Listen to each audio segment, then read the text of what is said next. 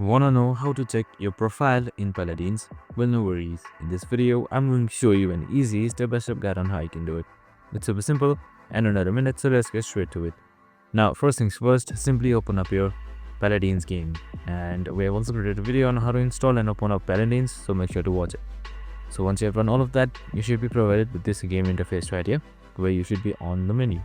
So once you're on the main menu, on the left side you should be seeing various options like play, champions and much more.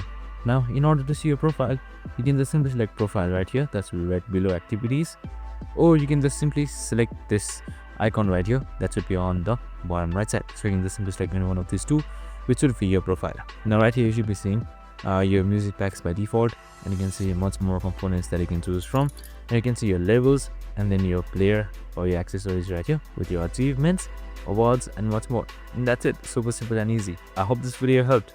If it did, make sure to like, subscribe and tune in with us for more of these videos. See you in the next one.